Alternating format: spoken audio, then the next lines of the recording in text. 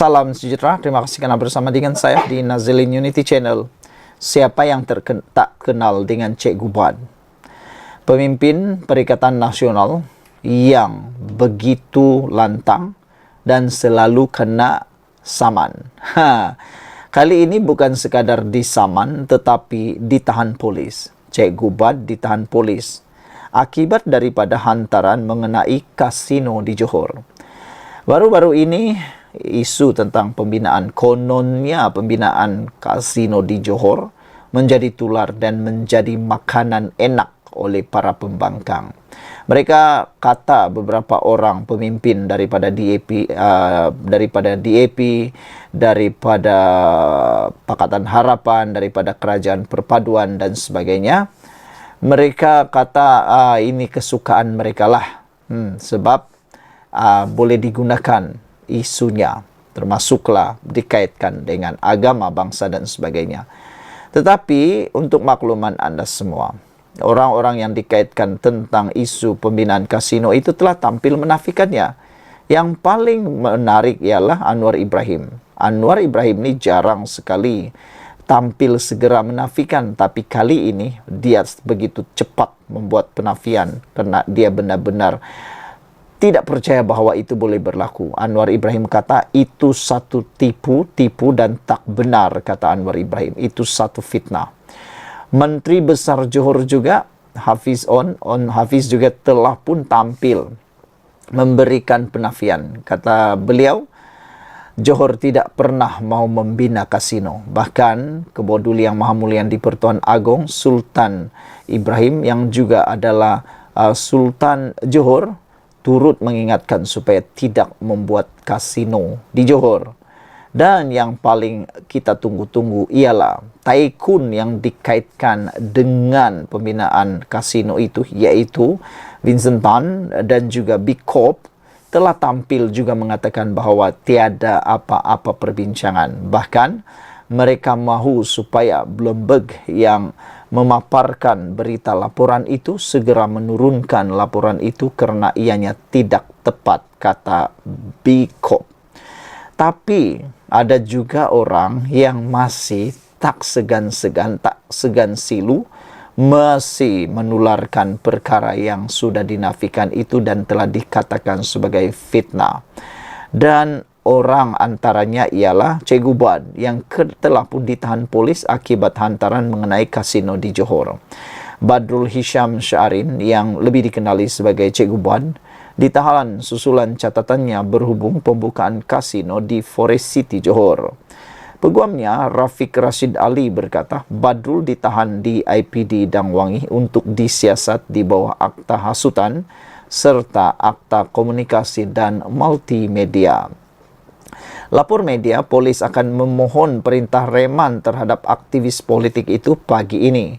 Bagaimanapun, menerusi satu poster tertulis Solidarity 4 Cik Gubad, ahli bersatu itu didakwa ditahan di RNR Tapah semalam sebelum dibawa ke IPD Dangwangi. Mengikut dari maklumat yang disebarkan, kes disiasat berkaitan siaran langsung TikTok Cik Gubad yang mengulas berkenaan kasino sehingga melibatkan Datuk Seri Anwar Ibrahim dan yang di Pertuan Agong Sultan Ibrahim. Telefon bimbit dirampas dan kereta Cik Gubad dibawa oleh polis. Demikian kenyataan pada poster yang dimuat naik pengguna X Suara Anak Muda Official.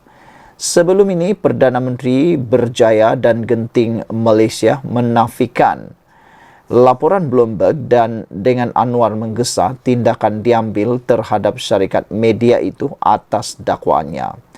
Bloomberg melaporkan Anwar menemui pengasas Berjaya Corporation Berhad, Vincent Tan dan CEO kumpulan Genting Lim Kok Teh untuk membincangkan lesen kasino bagi Forest City minggu lalu.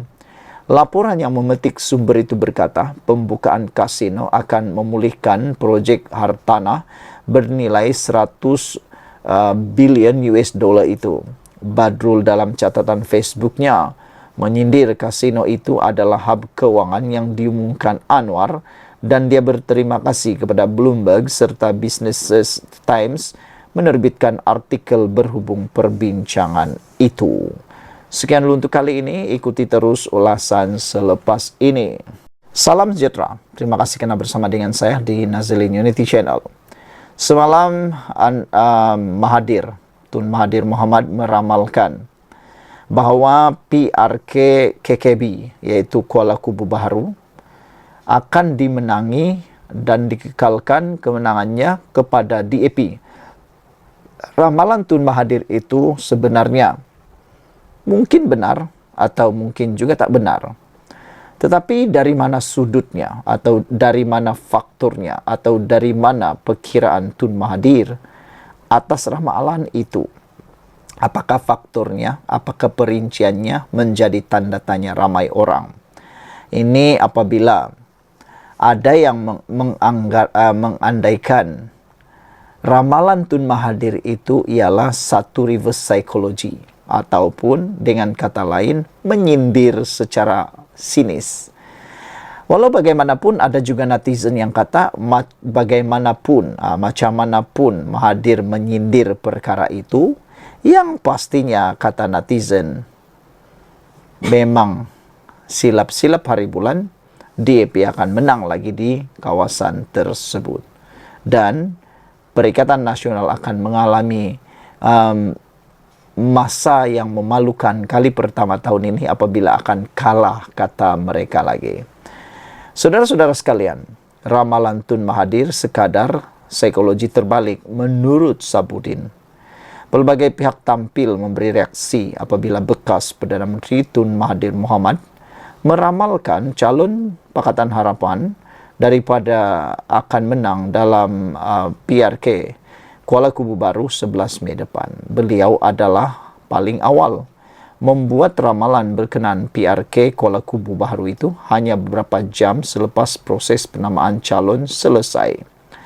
Bekas Perdana Menteri dua kali itu meramalkan demikian berdasarkan hakikat bahawa undi Melayu berpecah berbanding pengundi Cina yang solid kepada PHDAP.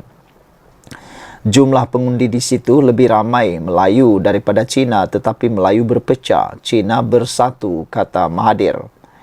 Jadi kemungkinan ialah DAP menang, katanya di sebuah majlis hari raya semalam. Walau bagaimanapun, ramai para penyokong DAP mengatakan bahawa parti DAP bukannya hanya dimiliki oleh orang Cina.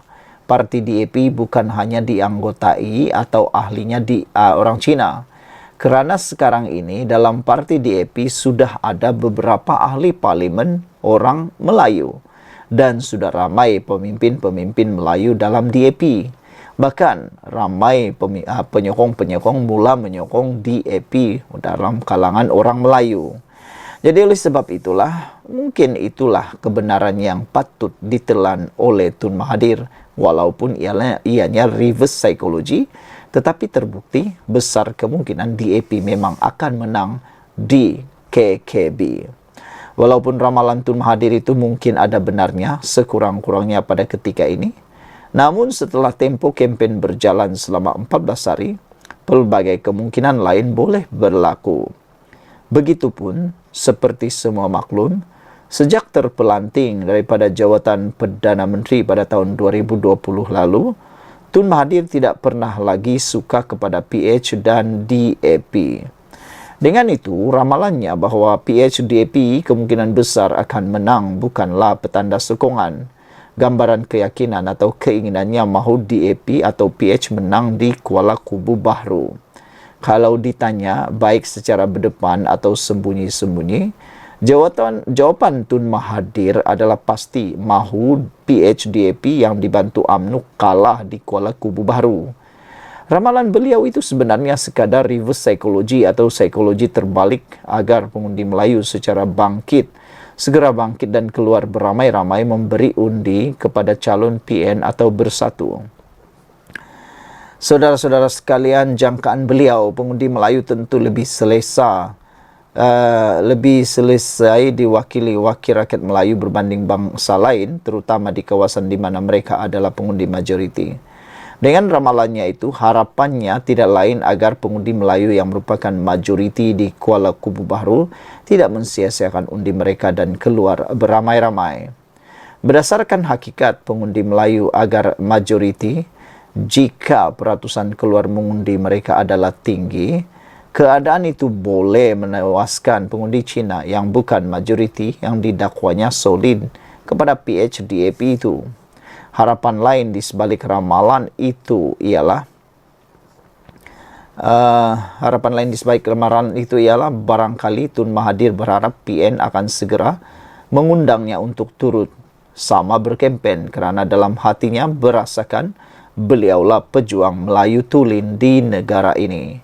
Jika beliau diundang berkempen dan berjaya memusingkan sejumlah pengundi Melayu dan akhirnya calon PN beroleh kemenangan, bererti hidup baliklah nyawa politiknya selepas ini. Yang penting bagi Tun Mahathir melalui kemenangan Perikatan Nasional PN di Kuala Kubu Bahru nanti, beliau telah berjaya mencalarkan imej Perdana Menteri ke-10 yang akan digambarkan tidak lagi mendapat kepercayaan rakyat. Tetapi jika calon PHDAP benar-benar menang pula, Tun Mahathir juga sudah sedia dengan jawapannya. Jawapannya, saya dah kata awal-awal lagi. Dia tidak rugi apa-apa. Cuma laba besar dapat dikutipnya jika melalui psikologi terbalik ini, calon PHDAP berjaya dikalahkan pada 11 Mei nanti, sama tarik dengan hari ulang tahun kelahiran UMNO. Sekian dulu untuk kali ini, ikuti terus ulasan selepas ini.